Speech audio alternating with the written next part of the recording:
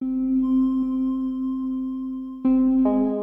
are about to cross a threshold, a place where reality shifts and the familiar becomes unrecognizable.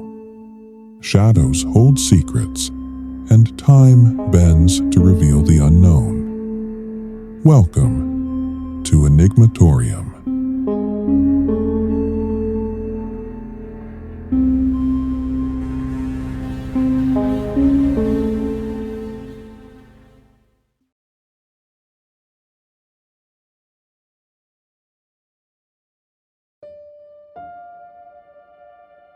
A ride in a gondola.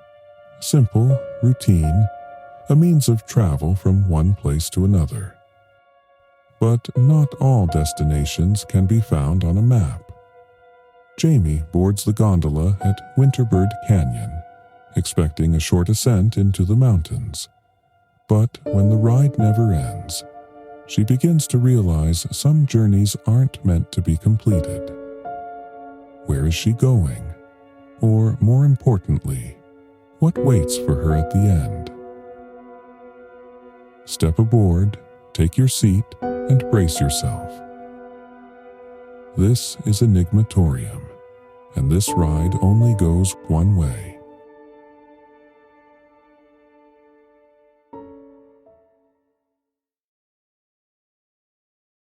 Gondola. Somewhere between the earth and the heavens, suspended in an unforgiving abyss, Jamie found herself on a gondola ride with no end. She had boarded at the base of Winterbird Canyon, expecting a scenic trip up the mountains. It was late in the season, one of the last rides before the station closed for the day. A solo ride in the off-season, peaceful, serene. The gondola rocked gently as it ascended, the hum of the cables blending with the distant cries of birds. She exhaled, watching her breath fog against the glass, feeling the quiet solitude settle in around her. The minutes passed, and she waited for the first glimpse of the station ahead. She checked her phone, no service. She glanced at her watch. Nearly 15 minutes had passed. Any moment now, she thought. But the moment never came. She pressed her face against the glass, expecting to see the station up ahead, but there was nothing. Just more cable stretching endlessly into the swirling mist. The dense fog had swallowed the world below. There were no lights, no signs of life, just her, the gondola, and the void. Jamie pulled out her phone. No signal. She checked her watch again. 30 minutes had passed, then an hour. Her heartbeat quickened. "Hello?" She called, hoping there was some sort of emergency speaker in the cabin. No response. She tried the doors, locked. A chill swept through the cabin, though no wind touched it. She huddled into her jacket, shivering.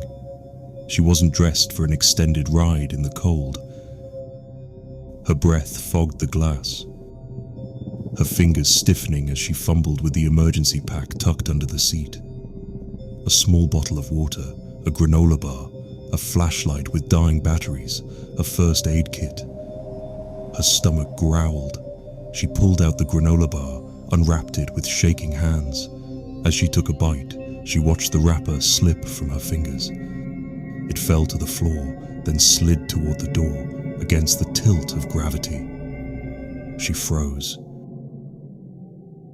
The gondola didn't seem to be moving on its own anymore. It was being pulled. Panic surged through her veins. She banged on the glass, screamed for help, but her voice was swallowed by the swirling void outside. She fumbled with her phone again, still nothing. She tried the emergency call button. Static filled the cabin speakers, then a voice, distorted, crackling. You will arrive at your destination shortly. Her breath shudders. She tells herself it's fine, it's just a recording.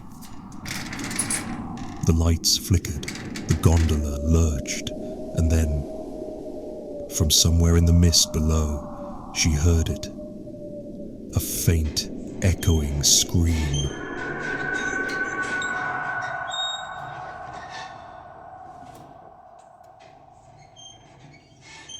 She wasn't alone. The gondola continued its impossible ascent, the cables groaning under an unseen strain. She watched as the emergency exit panel above her rattled. Something was shifting up there. And then, a shadow passed by the window. Jamie gasped, stumbling backward. She couldn't see it clearly, but the shape was wrong. It moved like it was gliding, watching, waiting. Her hunger twisted into nausea. Frigid air clawed at her lungs. She told herself it was just the cold, just exhaustion. But then she noticed her breathing had changed. It was getting harder to take a full breath, like a weight was pressing down on her chest. At first, she dismissed it as panic. Then she felt it. A tightness in her ribs, a hollow ache in her throat, her asthma. She hadn't thought about it in years, not since she was a kid, but the altitude, the cold. It was making every breath feel heavier. She tried to calm herself, inhaling slowly through her nose. It helped a little, but only for a moment. Minutes stretched into hours. The temperature dropped further, seeping into her bones. Her fingers tingled, numb and stiff as she held onto her water bottle. She took careful sips, rationing every drop. But no matter how much she drank, the dryness in her throat remained, growing more unbearable by the second. The thin air wasn't just affecting her lungs, it was affecting her mind. A pressure built in her skull, pulsing behind her eyes. She clenched her hands, only to realize her fingertips had gone pale. Her limbs felt weak, her muscles sluggish, as though her body was conserving its energy. The altitude was starving her of oxygen, and she could feel herself slowing down, her thoughts, her movements, even her will to fight. She fumbled for the granola bar wrapper still crumpled at her feet, an absurd instinct to grasp at something familiar. Her fingers barely had the strength to close around it. A wave of nausea rolled through her, and she fought against the dizziness creeping into her thoughts. Stay calm, she whispered, but the words felt distant, as if spoken by someone else. The water ran out. The hunger turned to weakness. The gondola showed no signs of stopping. And then, one by one, the lights inside flickered out. Jamie's breath came in ragged gasps as she pressed her forehead against the cold glass. Below her, a swirling abyss. Above her, an endless climb into nothingness. The cables stretched into eternity. And somewhere in the dark, something watched. You ride until the end. You ride until the end. You ride until the end. You ride until the end.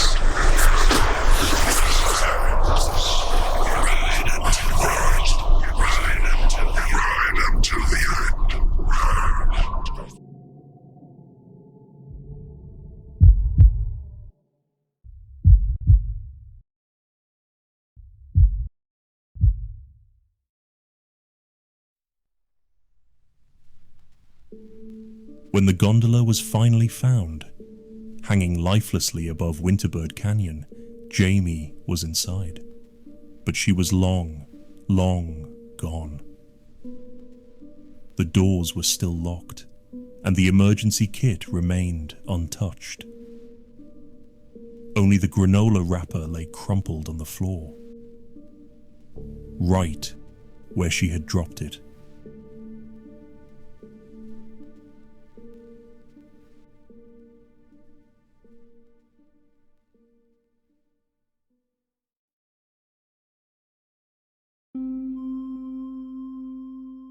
Jamie's journey had no end, no station, no destination, only an infinite ascent into the unknown.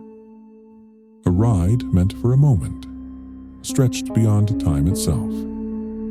Somewhere, the cables still hum. The gondola still sways, and a passenger sits, lost between here and nowhere. A reminder that some paths never lead home, and some travelers never return.